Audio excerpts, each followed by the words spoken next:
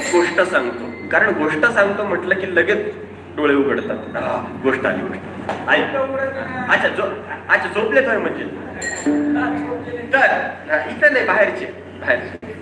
हा, काय झालं, नाथ महाराजांच्या जीवनातला एक प्रसंग आहे. मी का सांगतोय तुम्हाला की परमार्थात यायचं असेल तर हळूहळू येऊन चालत नाही, घाई करावी लागते, जीवाची तळमळ व्हावी लागते, तेव्हा बाहेर पडता येतं. काय झालं, नाथ महाराजांकडे एक माणूस आला. महाराज ऐका, फार सुंदर प्रसंग आहे. एक माणूस नाथ महाराजांकडे आला आणि तो म्हणाला, महाराज मला देवाचं दर्शन घ्यायचंय, मला देव दाखवा. नाथ महाराज म्हणाले, चालतंय, दाखवतो. कधी दाखवता? आजचा दिवस चांगला नाही म्हणाले, पंचांग पाहायला आता. एक काम कर, एक 10 दिवसानंतर ये. तो म्हणाला, चालतंय महाराज, येतो 10 दिवसानंतर. 10 दिवसानंतर तो माणूस पुन्हा वाड्यात आला. तो म्हणाला, महाराज तुम्ही 10 दिवसापूर्वी मला म्हणाला होता तुला देव दाखवतो, मला आज देव दाखवता ना तुम्ही? नाथ महाराज म्हणाले, हो, तुला आज देव दाखवणार, चल तुला घेऊन जातो. कुठे जायचंय? अरे देवाचं दर्शन घ्यायचंय, सगुण साक्षात्कार घ्यायचा देवाचा. असं काय असं असतं होय? चल आधी नदीत स्नान करावं लागतं, तीर्थात आंघोळ करायची, सगळे आपले पाप धुवून टाकायचे, आणि तीर्थात स्नान झालं की तुला पांडुरंगाचं दर्शन देणार आहे मी, त्यामुळे चल आधी गोदावरी स्नानाला चल. नाथ महाराज त्याला गोदावरीत घेऊन गेले. गोदावरीत घेऊन गेल्यानंतर सांगितलं, चल कमरे इतक्या पाण्यामध्ये उभे राहा. तो उभा राहिला, कमरे इतक्या पाण्यात गेला. नाथ महाराज पण त्याच्यासोबत आंघोळीला गोदावरीमध्ये गेले. आणि गेल्यानंतर तो म्हणाला, नाथ महाराज हे काय बघा, शिंपडून घेतलं पाणी, हे थोडं अंगाला लावून घेतलं, चला आता दाखवा देव. नाथ महाराज म्हणाले, अरे वेडा आहेस काय तू? असं नसतं, डुबकी मारावी लागते.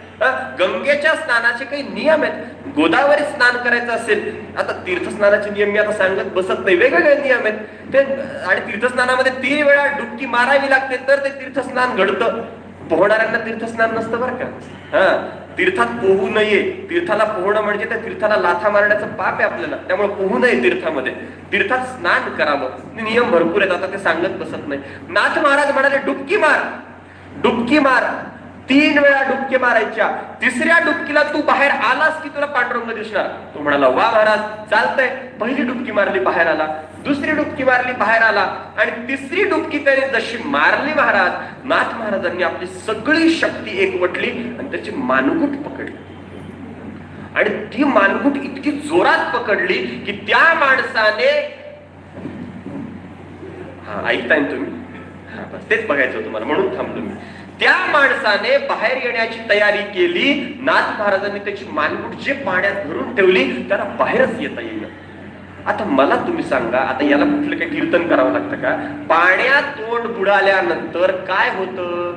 नाका तोंडात पाणी जातं. नाका तोंडात पाणी गेलं की जीव गुदमरतो. आता प्राण जाईल की काय अशी अवस्था निर्माण होते. आणि अशा वेळेला वरून नाथ महाराजांची ताकदही कमी नाही, ते योद्धे आहेत. रणांगण गाजवलेले योद्धे आहेत नाथ महाराज, त्यांची काय ताकद कमी आहे काय?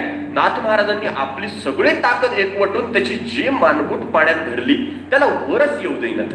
हात पाय हलवू लागला तरी नाथ महाराज काही करेनात. शेवटी त्याने आपली होती नव्हती तेवढी सगळी ताकद एकत्रित केली आणि एक जोरात झटका मारला. आणि झटका मारल्याबरोबर नाथ महाराजांनी आपला हात बाजूला केला, तो बाहेर आला. जसाच तो पाण्यातून बाहेर आला, नाथ महाराजांच्या मागे गोदावरीतला एक धोंडा घेऊनच लागला. अहो देव, लोकांना देव दाखवतो, देव दाखवतो म्हणजे काय? मरणानंतरचा देव दाखवतात काय? काय देव दाखवून फसवता लोकांना? कसला देव दाखवताय, कसला दाखवताय?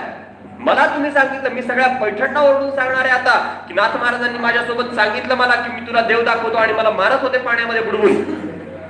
नाथ महाराज म्हणाले, बाबा रे जरा शांत हो, शांत हो, घाबरू नकोस. मी तुला मारण्याच्या उद्देशाने हे केलेलं नाही, मला काय सांगायचं ते ऐक. तो म्हटला, काय सांगायचंय? आधी मारून टाकतात मग म्हणता सांगायचंय, असं असतं एवढं? तो घाबरलेला आणि एकदम रागावलेला पाहिला. नाथ महाराजांनी त्याला जरा शांत केलं, जवळ बसवलं, थोडा शांत झाला, राग कमी झाला. नाथ महाराज म्हणाले, बाळा मला एक साधी गोष्ट सांग. जेव्हा तुला पाण्यात बुडवलं होतं मी आणि माझ्या ताकदीने मी तुझं मानगूट धरलं होतं, तेव्हा तुझ्या मनात काय काय विचार येत होते? तुला काय काय वाटत होतं ते मला सांग. देव बघायचा आहे तर मग तो पितांबरधारी असावा असं वाटत होतं, तो पांडुरंग असावा असं वाटत होतं. बरं, परमार्थाचं सोडून दे. तुला संसाराच्या काही गोष्टी आठवत होत्या का रे त्यावेळेला, जेव्हा तुझी मानगूट धरली होती? घर, आता घराचं कलरिंग करायचंय, छान घर बांधून झालंय. त्या माणसाचं सांगतोय मी, गणेश काकांचं नाही.